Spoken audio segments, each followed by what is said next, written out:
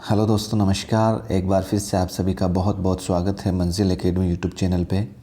साथियों, मंजिल academy YouTube channel आपके जो बाल विकास का जो पाठ्यक्रम है वो बिल्कुल बेसिक से हम पढ़ रहे हैं और हमने इसकी फर्स्ट यूनिट का काफ़ी स्टडी मटेरियल अध्ययन कर लिया है। अगर आपने अभी तक वो लेक्चर नहीं देखे हैं तो मेहरबानी करके पहले वो लेक्चर देखें ताकि बाल विकास के सारा कॉन्सेप्ट आपको बिल्कुल बेसिक से समझ में आ जाए। और अगर आप इस वीडियो को पहली बार देख रहे हैं तो चैनल को ज़रूर सब्सक्राइब करें प्लीज़, क्योंकि आपके लिए मैं काफ़ी मेहनत कर रहा हूँ और आप लोगों का सपोर्ट बहुत ज़रूरी है हौसला अफजाई के लिए। और दूसरा, आपसे मेरा निवेदन है कि मेरी क्लास का लेक्चर लेने से पहले आपको एक रजिस्टर और एक पेन लेकर मैं बैठने के लिए ज़रूर बोलूँगा, क्योंकि जो स्टडी मटेरियल मैं आपको प्रोवाइड करवा रहा हूँ वो माध्यमिक शिक्षा बोर्ड, एनसीईआरटी और उत्कर्ष के विद्वान हैं, उन सभी का समन्वित रूप आपको मैं एक जगह दे रहा हूँ, तो आप इसको नोट डाउन ज़रूर कर लें। तो बिना देर किए आज की क्लास शुरू करते हैं। साथियों, बाल विकास को लेकर जो विभिन्न प्रकार की अवस्थाएं थी उसको हमने पढ़ लिया है, चाहे शैशवावस्था हो, बाल्यावस्था हो, किशोरावस्था हो। आज की जो हमारी क्लास है वो है जीन पियाजे का जो संज्ञानात्मक विकास है, जो संज्ञानात्मक सिद्धांत है बाल विकास को लेकर, उसका हम अध्ययन करेंगे। और निश्चित रूप से साथियों, जीन पियाजे का जो संज्ञानात्मक सिद्धांत है, यानी कि इन्होंने विकास की जो थ्योरी प्रस्तुत की थी बाल विकास को लेकर, उसी को जीन पियाजे का संज्ञानात्मक विकास कहते हैं। यानी कि निश्चित रूप से आपको एक सवाल, चाहे रीट एग्ज़ाम हो, चाहे सीटेट एग्ज़ाम हो, चाहे किसी भी स्टेट का टेट एग्ज़ाम हो, उसमें जीन पियाजे से संबंधित, उसके सिद्धांत से संबंधित एक सवाल आपको ज़रूर देखने को मिलेगा। तो जीन पियाजे का संज्ञानात्मक सिद्धांत क्या है, इसका अध्ययन करते हैं हम। यानी कि जीन पियाजे का संज्ञानात्मक सिद्धांत, इसने संज्ञानात्मक विकास की थ्योरी दी थी, इसीलिए जीन पियाजे को संज्ञानात्मक विकास का सिद्धांत कहा जाता है। अब इसमें देखो साथियों, संज्ञानात्मक सिद्धांत, सबसे पहले हमें संज्ञान क्या है इसको जानना ज़रूरी है। जब तक इसको नहीं जानेंगे तब तक हमारे ये सिद्धांत समझ में नहीं आएगा। तो संज्ञान क्या है साथियों? वातावरण की संवेदी सूचनाएं जिनको प्राप्त करना, वातावरण की संवेदी सूचनाओं को प्राप्त करना, उनको संग्रहित करना और उसके अनुसार प्रतिक्रिया देना, अपने ज्ञान को निरंतर बढ़ाना ताकि वातावरण के साथ में अनुकूलन कर पाए। यानी जब वातावरण में अनुकूलन बढ़ता है तो ये हमारे संज्ञान में बढ़ोतरी है। कल्पना करना भी संज्ञान में शामिल है। तो संज्ञान क्या है साथियों, समझ में आया आपके? वातावरण की वह संवेदी सूचनाएं जिनको हम प्राप्त करते हैं और उनका संग्रहण करते हैं और उसके अनुसार ही हम प्रतिक्रियाएं देते हैं और उसके अनुसार ही हम हमारे ज्ञान को निरंतर बढ़ाते हैं ताकि हम वातावरण के साथ में अनुकूलन कर पाए। यानी जब वातावरण में अनुकूलन बढ़ता है तो यही हमारे संज्ञान में बढ़ोतरी है। अब संज्ञानात्मक प्रक्रियाएं कौन कौन सी होती है जिसके साथ हम वातावरण में अनुकूलन करते हैं? तो एक तो चिंतन, तर्क, कल्पना, स्मरण, समस्या समाधान आदि, ये सब क्या हैं? संज्ञानात्मक प्रक्रियाएं हैं। तो समझ में आ गया साथियों? संज्ञानात्मक सिद्धांत की थ्योरी समझने से पहले संज्ञान क्या है इसको हमने जाना। अब हम समझते हैं जीन पियाजे की जो संज्ञानात्मक थ्योरी है वो क्या है। जीन पियाजे, इनका जो कार्यकाल है वो 1896 से 1980 तक है और इनकी जो पुस्तक है वो है बाल चिंतन की भाषा।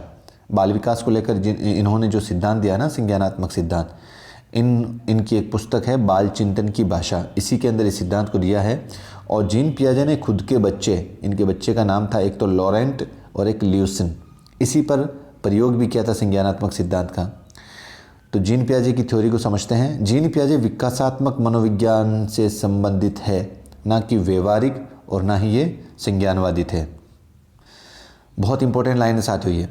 जीन पियाजे जो थे वो मनोविज्ञान में भी कौन सा पार्ट है? विकासात्मक मनोविज्ञान से संबंधित है ये, ना कि ये व्यवहारिक मनोविज्ञानवादी थे और ना ही पूरे संज्ञानवादी मनोवैज्ञानिक थे। ये सिर्फ विकासात्मक मनोविज्ञान पे ही इन्होंने अध्ययन किया था। विकासात्मक मनोविज्ञान से संबंधित ही इनकी पहचान है।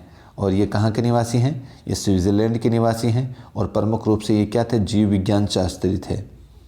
अब इन्होंने क्या किया था? अपने आसपास के बच्चों के संज्ञान क्या है जिसको अभी हमने ऊपर पढ़ा था, संज्ञान या ज्ञानात्मक या मानसिक विकास का अध्ययन किया अपने आसपास के जितने भी बच्चे थे, जिसमें इसके खुद के बच्चे भी थे, लॉरेंट और ल्यूसिन। इसी अध्ययन के परिणाम स्वरूप विकास की इन्होंने कितनी अवस्थाएं बताई है? 4 अवस्थाएं बताई है और इसी कारण इस सिद्धांत को संज्ञानात्मक विकास का सिद्धांत कहते हैं। यानी कि इन अपने आसपास के बच्चों और अपने बच्चों पर जब अध्ययन किया तो इन्होंने विकास की अवस्थाओं को कितने भागों में बांटा? 4 भागों में। इस सिद्धांत को विकास के ज्ञान के आधार पर विकासात्मक सिद्धांत और विकास की विभिन्न अवस्थाओं के कारण विकास की अवस्थाओं का सिद्धांत भी कहते हैं। ध्यान रखना साथियों, क्योंकि इन्होंने बालक, हम क्या पढ़ रहे हैं? बाल विकास पढ़ रहे हैं। तो बाल विकास के अंदर बालक का विकास कैसे होता है, इस पे आपको पता है, इसी पे हम अध्ययन कर रहे हैं। तो बाल विकास का विकास कैसे होता है बालक में, तो उसमें जीन पियाजे ने जब अपना सिद्धांत दिया तो उन्होंने विकास के ज्ञान के आधार पर ही अपना विकासात्मक सिद्धांत दिया था। प्रत्येक बालक जन्म से ही क्रियाशील है। ये लाइन बहुत बार पूछी गई है साथियों, ये किसने कहा है? प्रत्येक बालक जन्म से ही क्रियाशील है। अब जीन पियाजे का संज्ञानात्मक सिद्धांत क्या है, इसकी थ्योरी को हम समझते हैं। संज्ञानात्मक सिद्धांत। अब संज्ञानात्मक सिद्धांत को समझने के लिए हमें इसके 2 पार्ट्स को समझना पड़ेगा। एक होता है संगठन और एक होता है अनुकूलन। संगठन के अंदर क्या करता है? संज्ञानात्मक विकास के जो संगठन पार्ट है, इसके अंदर क्या होता है? प्रत्यक्षीकृत एवं बौद्धिक सूचनाएं प्राप्त करना। यानी कि जब बालक का मस्तिष्क विकसित होता है तो सबसे पहले प्रत्यक्षीकृत, यानी उसके सामने जो चीज़ दिखाई देती है उसको प्रत्यक्षीकरण, उसको उस चीज़ को देखकर अपनी बुद्धि का इस्तेमाल करते हुए अपने दिमाग में, अपने मस्तिष्क में उन सूचनाओं को प्राप्त कर लेता है। जैसे उसने एक चित्र देखा, जैसे मान लो कि कॉपी या पेन है, पेन देखा, अब उसने इस पेन की जो प्रत्यक्षीकृत रूप है, जो शक्ल है, उसको अपने दिमाग में सेट कर लिया कि पेन ये है। जैसे मान लो कि फूल है अब फूल उसने देखा, इस तरीके का कोई फूल है, अब फूल को उसने देखा तो सबसे पहला जो ज्ञान है, प्रत्यक्ष रूप से जब उसने पहली बार फूल देखा तो उसका ये क्या है? संगठन है। लेकिन जब उसी फूल के अनुसार, इसी फूल की तरह जब वो कहीं दूसरे और फूल देखता है तो इस फूल के आधार पर उस दूसरे फूल का अनुकूलन करता है वो। तो यहाँ पर जैसे देखो ये फूल है, सबसे पहले उसने फूल को देखा तो ये तो इसका संगठन है। लेकिन जब वही कमल का फूल देखता है तो ये क्या हो जाएगा? इसका अनुकूलन हो जाएगा।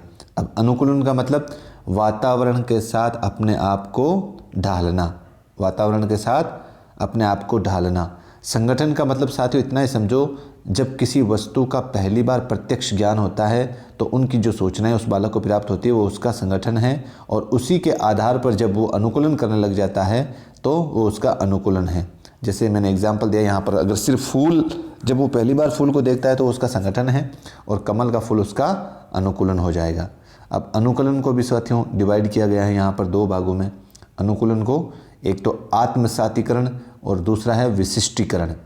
आत्मसातीकरण और विशिष्टीकरण, इस प्रक्रिया में बालक क्या करता है? आत्मसातीकरण में बालक पूर्व धारणा निर्धारित करता है, यानी कि नवीन ज्ञान प्राप्त करना इसी के अंदर आता है। जैसे एक बिल्ली से दूसरी बिल्ली को देखकर अंदाज़ा लगाना। जैसे जब यहाँ से आगे बढ़ता है बालक, प्रत्यक्ष चीज़ को देखा उसने सबसे पहले। अब जैसे मान लो कि उसने सबसे पहले बिल्ली देखी तो बिल्ली तो उसका हो गया प्रत्यक्ष ज्ञान। लेकिन जब बिल्ली के जैसा ही वो कोई दूसरा जानवर देखता है, मान लो कि कुत्ता देखता है, कुत्ता देखा उसने, तो यहाँ पर बिल्ली को देखकर अंतर कि भाई ये तो बिल्ली नहीं है, ये तो बिल्ली नहीं है, तो ये उसका क्या हो गया? आत्मसातीकरण हो गया। अब विशिष्टीकरण क्या होता है? विशिष्टीकरण होता है जिसका दूसरा नाम अपन कह सकते हैं समायोजन। विशिष्टीकरण का क्या होता है? समायोजन। अब यहाँ पे आकर बालक क्या करता है? नवीन ज्ञान का विस्तार करता है, और नवीन ज्ञान का विस्तार करता है प्लस उसमें सूझ का निर्माण होता है। जैसे एग्जाम्पल बिल्ली और कुत्ते में फ़र्क। अब यहाँ पर आकर, यहाँ पे तो सिर्फ उसने है ना एक बिल्ली को देखकर दूसरी बिल्ली का अंदाज़ा लगा लिया। जैसे यहाँ पर उसने कोई अपनी किताब के अंदर बिल्ली की तस्वीर देखी, अब जैसे ही कहीं पे प्रैक्टिकल तौर पर अब वो उस बिल्ली को देखेगा तो तुरंत पहचान जाएगा कि हाँ यार ये तो बिल्ली है, मैंने किताब में देखी थी, ऐसी होती है बिल्ली। तो ये समझ जो है ये उसका किस में है? उसके आत्मसातीकरण में है, आत्मसातीकरण में है। लेकिन अब जैसे ही वही बालक अपनी किताब के अंदर मान लो कि उस बिल्ली को देखता है और उसके सामने कहीं पे भी कुत्ता आता है उस किताब की छपी हुई तस्वीर जिसमें उसने बिल्ली को देखा था, जब उसके सामने कुत्ता आता है तो ये यहाँ पर फ़र्क करने लग जाता है कि यार ये कुत्ता है और ये बिल्ली है। अगर इस प्रकार का बालक प्रक्रिया करता है तो वो उसका विशिष्टीकरण हो जाता है और इसमें जो उसका पूर्व ज्ञान है यानी कि नवीन ज्ञान का विस्तार हो जाता है और इसमें बालक के अंदर सूझ का निर्माण हो जाता है। तो साथियों ये समझ में आया जो जीन पियाजे के जो संज्ञानात्मक विकास है उसकी थ्योरी इस तरीके से उसने पेश की थी। अब देखो बौद्धिक संरचनाएं, बालक के सामने जब पहली बार कोई वस्तु आती है, यहाँ पर आपके सामने नाम आया ना, एक एक करके मैं साथियों आपको समझा रहा हूँ बिल्कुल बेसिक से। बौद्धिक संरचना क्या होती है, देखो बौद्धिक संरचना होती है बालक के सामने जब पहली बार कोई वस्तु आती है तब उसे एक अर्थ प्रदान करके अपने मस्तिष्क में व्यवस्थित करता है। इसे ही बौद्धिक संरचना या सूचना कहते हैं। जैसे पहली बार उसके सामने कोई वस्तु आई, जैसे कि उसके सामने पहली बार एक वस्तु आई गाय, पहली बार। अब वो इस गाय के चित्र को अपने मस्तिष्क में पहली बार संग्रहित कर लेता है, इस मस्तिष्क में एक अर्थ प्रदान कर लेता है कि भाई इस तरीके का अगर कोई जानवर होगा तो वो क्या होगी, गाय होगी। तो ये उसकी क्या होती है, बौद्धिक संरचना होती है। जीन पियाजे के अनुसार बुद्धि जन्मजात नहीं होती बल्कि उसका विकास होता है। बहुत इंपॉर्टेंट लाइन है ये साथियों, आपको निश्चित रूप से इनमें से एक सवाल ज़रूर मिलेगा जीन पियाजे के चैप्टर में से। तो जीन पियाजे के अनुसार बुद्धि जन्मजात नहीं होती है बल्कि उसका विकास होता है, बल्कि उसका विकास होता है। और अब देखो साथियों, आपने ये जो आत्मसातीकरण है ना, अगर आपको और समझ में नहीं आया तो इसको और मैं आपको समझाता हूँ। आत्मसातीकरण में बालक क्या करता है, प्रचलित योजनाओं में नई जानकारी जोड़ने का नाम ही आत्मसातीकरण है। प्रचलित योजनाओं में, जैसे उसने प्रचलित योजना देखी, जैसे मान लो बिल्ली देखी, अब उसके अलावा उसके जैसी कोई दूसरी बिल्ली देखेगा तो अब इसमें ये जो देखी हुई जो उसके जानकारी है ये इसको जोड़ने का काम करता है। अब यहाँ पे एक सजीव चिंतन वर्ड भी यूज़ किया है जीन पियाजे ने, सजीव चिंतन। सजीव चिंतन का मतलब होता है निर्जीव वस्तुओं को सजीव गुण देने वाली प्रकृति का नाम सजीव चिंतन है। निर्जीव वस्तुओं को सजीव गुण देने वाली प्रकृति का नाम दिया है।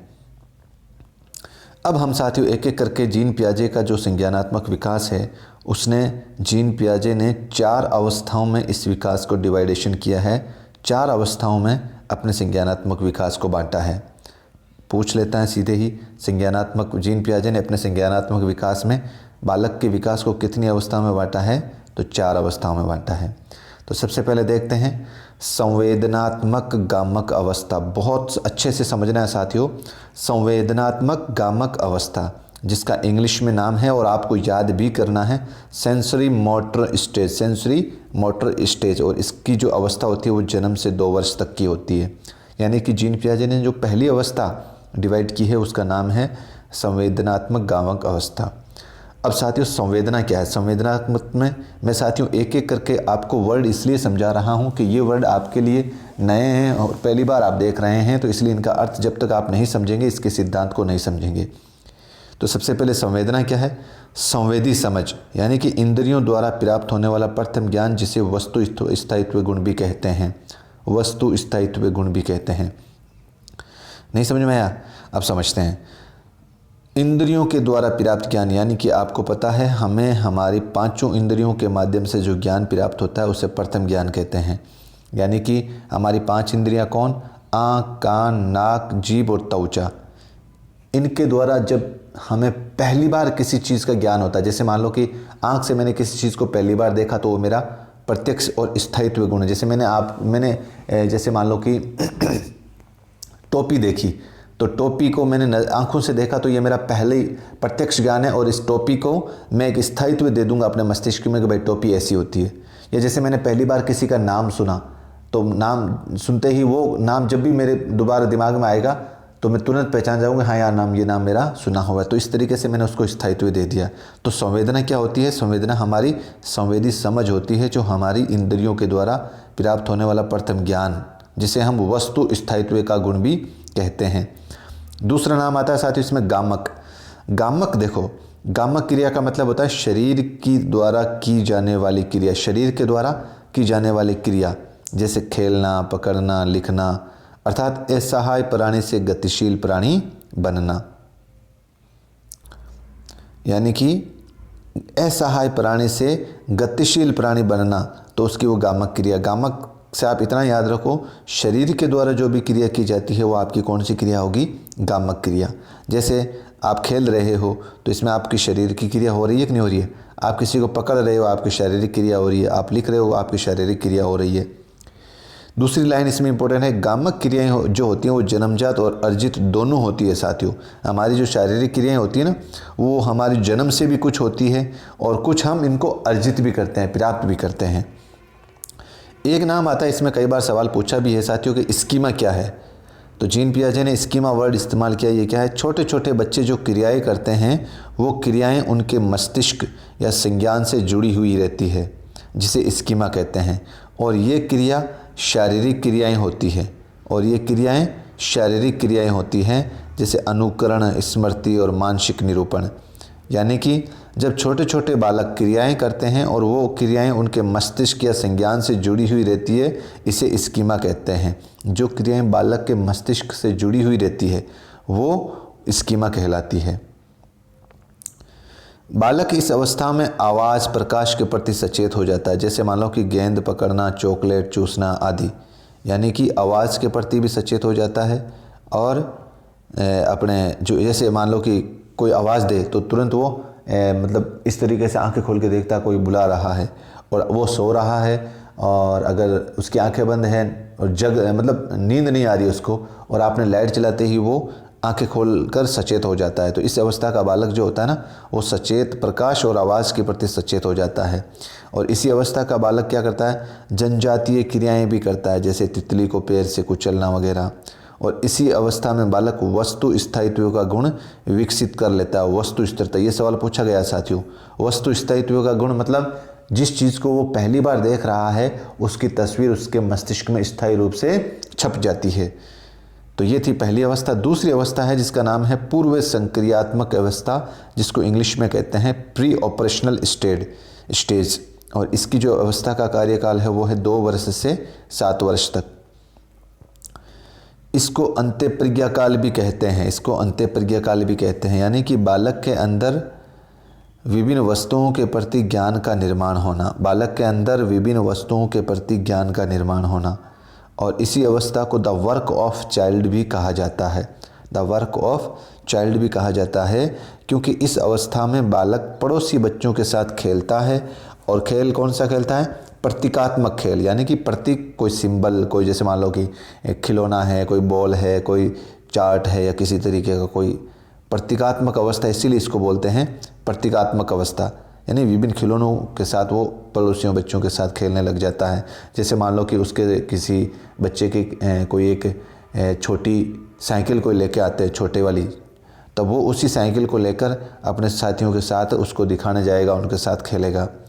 अतार्किक चिंतन की अवस्था, बच्चा इसमें तर्क नहीं कर पाता है। इस अवस्था का, भाई 2 से 7 वर्ष का बालक तर्क थोड़ी कर पाएगा, यानी कि सही अनुपात का अंतर नहीं कर पाता। सही अनुपात का अंतर मतलब आप समझो, जैसे कि उसको आप पूछोगे कि भाई 5 किलो लोहा और 5 किलो रुई में भारी कौन सी चीज़ है, तो वो ये बताएगा कि 5 किलो लोहे में तो वज़न ज़्यादा होता है, रुई तो हल्की होगी।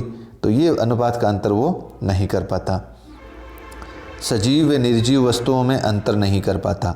सजीव, जैसे मान लो कि उसको आप कोई बेबी डॉल, कोई खिलौना में बेबी को ला कर दे दो उसको, आपने देखा होगा इस एज का बालक उसको हमेशा साथ रखता है, उसको खाना खिलाता है। तो इस एज का बालक जो है वो सजीव और निर्जीव वस्तुओं में अंतर नहीं कर पाता। उसको लगता है कि भाई ये जो गुड़िया है, ये बेबी डॉल है, ये खिलौना है, ये भी, इसके अंदर भी जीव है। नेक्स्ट इसकी विशेषता है 2 वर्ष का बालक 200 शब्द, 6 वर्ष का बालक 16,000 शब्द समझने लगता है। 2 वर्ष का बालक 200 शब्द व 6 वर्ष का बालक 16,000 शब्द समझने लगता है। 2 भागों में इसको विभाजित किया गया इसी अवस्था को। एक का नाम है पूर्व प्रत्यात्मक और दूसरा है अंत्यप्रज्ञात्मक काल। पहली काल है पूर्व प्रत्यात्मक काल और दूसरा है अंत्यप्रज्ञा काल। अब एक एक करके देखते हैं इसकी दोनों अवस्था को। पूर्व प्रत्यात्मक काल में क्या होता है? इसको खोज की अवस्था भी कहते हैं, यानी कि इसके जो बालक होता है, इस अवस्था का बालक, उसके अंदर जिज्ञासा अधिक होती है, इसीलिए तो इसको खोज की अवस्था कहते हैं। भाई उसके मन में, जैसे आपको, उसने किसी चीज़ को देखा है तो उसके बारे में वो आपसे पूछेगा ये क्या है, ये कैसे हुआ, ये यहाँ पे क्यों है। तो ये जो खोजने की अवस्था है वो उसकी जिज्ञासा होती है, उसके खोजने की अवस्था, इसलिए बोलते हैं इसको। और ये अवस्था 2 से 4 वर्ष के बालक में पाई जाती है। खोज की अवस्था, सीधा सवाल पूछा जाता है इसमें साथियों। और इसकी और क्या विशेषता होती है, ये आत्मकेंद्रितता और जीव विविधता पाई जाती है, यानी कि आत्मकेंद्रित ज़्यादा होता है इस अवस्था का बालक। दूसरा अंत्य प्रज्ञा काल, बिना किसी तार्किक विचार के दूसरों के द्वारा दी गई सूचना को स्वीकार कर लेता है, यानी कि अंतर्दर्शी अवस्था भी बोलते हैं इसको। जैसे भाई किसी ने उसको जो कुछ भी कहा है कि भाई वहाँ पर है ना, वहाँ पर मत जाना, वहाँ पर इस तरीके से होता है, वहाँ पर यहाँ ये होता है, तो वो बच्चा बिना तर्क के वहाँ पे नहीं जाएगा। आपके द्वारा जो सूचना दी गई है उसको बिल्कुल स्वीकार करेगा। प्रतीकात्मक अवस्था से मतलब प्रतीकों के माध्यम से सीखना। जैसे आप एग्जाम्पल, जैसे मान लो कि ए ध्वनि का लिखित रूप है। अब उसको जैसे आपने पहले ए और एप्पल सिखा दिया पहले बोलकर, लेकिन जब उसके सामने आप ए लिखते हो तो ये उस ध्वनि का लिखित रूप है, तो ये उसका ए ध्वनि का लिखित रूप है, यानी कि ये उसका प्रतीक है। और प्रतिबिंबात्मक अवस्था, चित्र, मॉडल, इनको देखकर बालक सीखता है। तो ये सब किस में सीखता है साथियों, जीन पियाजे की जो दूसरी अवस्था है ना, पूर्व संक्रियात्मक अवस्था।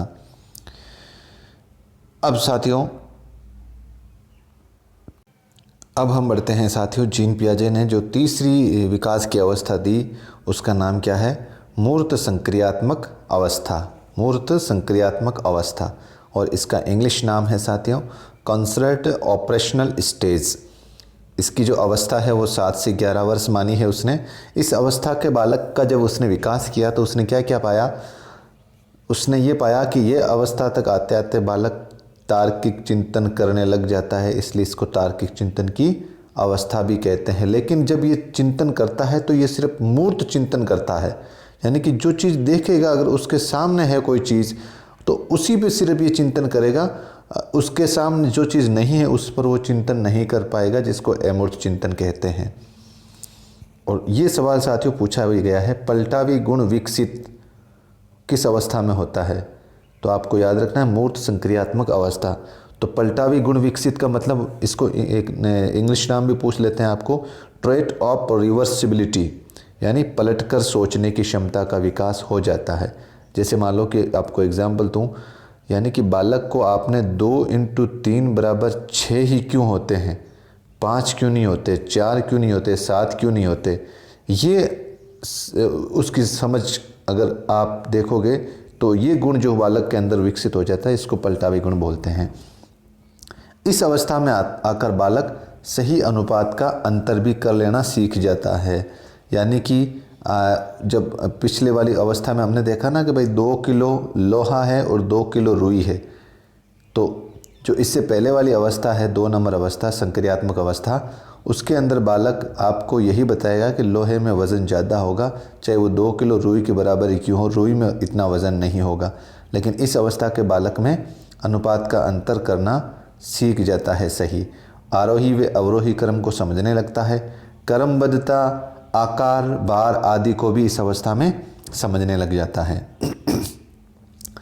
अब साथियों अंतिम अवस्था है औपचारिक संक्रियात्मक अवस्था, जिसको फॉर्मल ऑपरेशनल स्टेज भी कहते हैं, और ये अवस्था 11 से 15 वर्ष या उससे अधिक अवस्था मानी जाती है। इस अवस्था तक आते आते बालक में कौन कौन से गुण विकसित हो जाते हैं, तो हम देखते हैं निगमनात्मक चिंतन की अवस्था भी इसको कहते हैं। आगमन और निगमन आपने जो देखा ना, यानी कि नियम बनाकर समझना, और अमूर्त चिंतन भी इस अवस्था के बालक में विकसित हो जाता है, जो कि मानसिक विकास की सर्वोच्च शक्ति है। जैसे निर्णय शक्ति, स्मरण शक्ति, चिंतन, मनन आदि, ये सब इस अवस्था के बालक में विकसित हो जाते हैं। समस्या समाधान की प्रणाली भी विकसित हो जाती है, और सबसे इम्पोर्टेंट ये सवाल साथियों, अपसारी चिंतन इसमें विकसित हो जाता है। अपसारी चिंतन या कल्पना, यानी कि कल्पना करना बालक सीख जाता है। यदि ऐसा होता तो कैसा होता, अगर ऐसा करूँगा तो कैसा परिणाम आएगा, इस तरीके का अगर बालक चिंतन करने लग जाता है तो उसका अपसारी चिंतन है। तो इस तरीके से साथियों हमने आज जीन पियाजे के जो संज्ञानात्मक विकास की अवस्था है उसके चारों अवस्थाओं का अध्ययन किया और अब लेते हैं उसके एग्ज़ाम में आए हुए कुछ प्रश्नों से। पहला प्रश्न है, पियाजे के अनुसार बाल विकास की कितनी अवस्थाएं हैं? तो आपका राइट आंसर हो जाएगा 4। दूसरा प्रश्न है, पियाजे के अनुसार संज्ञानात्मक विकास के किस चरण पर वस्तु स्थायित्व या वस्तु स्थिरता उत्पन्न होती है? तो संवेदी पेशीय अवस्था, संवेदी पेशीय अवस्था। और नेक्स्ट प्रश्न, वह अवस्था जब बच्चा तार्किक रूप से वस्तुओं व घटनाओं के विषय में चिंतन प्रारंभ कर लेता है। तार्किक चिंतन, साथियों यहाँ पे सवाल पूछ रहा है, तार्किक रूप से चिंतन प्रारंभ कर देता है तो वो यह है मूर्त संक्रियात्मक अवस्था।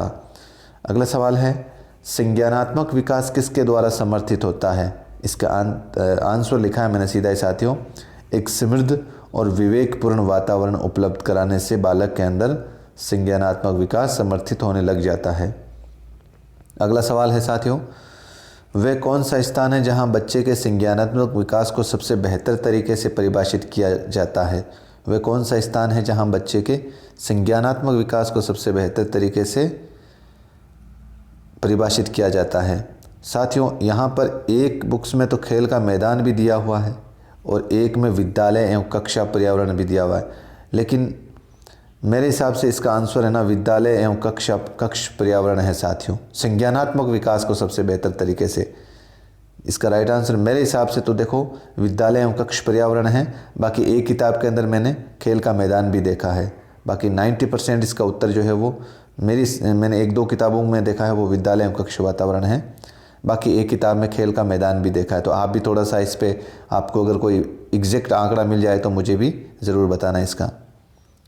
और अंतिम सवाल है साथियों, बच्चे अपने वातावरण के साथ संबंध बनाते हुए अपनी समझ का विकास कर लेते हैं। ये कथन किसका है? जीन पियाजे का है। वातावरण के साथ संबंध बनाते हुए अपनी समझ का विकास कर लेते हैं। तो साथियों इस तरीके से आज हमने जीन पियाजे के संज्ञानात्मक विकास का बिल्कुल आसानी के साथ और पूरी डिटेल्स में पूरा ये आज इसका संज्ञानात्मक विकास का अध्ययन किया है, इसके सिद्धांत को पढ़ा है। तो आपसे मेरा एक तो यही निवेदन है कि थोड़ा सा ये वीडियो लंबा बना है, लेकिन आपको जीन पियाजे से संबंधित अब बाहर से कुछ नहीं पढ़ना है। अगर मेरा विश्वास है आप पर, तो अगर आपको मैं पाबंद नहीं करूँगा कि आप कुछ भी ना पढ़े, लेकिन आपको एग्ज़ाम के पॉइंट ऑफ व्यू से जीन पियाजे के संज्ञानात्मक विकास में जो मैंने अभी आपको जो विषय वस्तु पढ़ाई है इसमें से निश्चित रूप से आपको एक सवाल देखने को मिलेगा। अगर वीडियो पसंद आया है तो इसको लाइक शेयर ज़रूर करें उन साथियों तक जो पहली बार एग्ज़ाम में बैठ रहे हैं। अब दीजिए मुझे इजाज़त, मिलते हैं अगले वीडियो में। जय हिंद, जय भारत।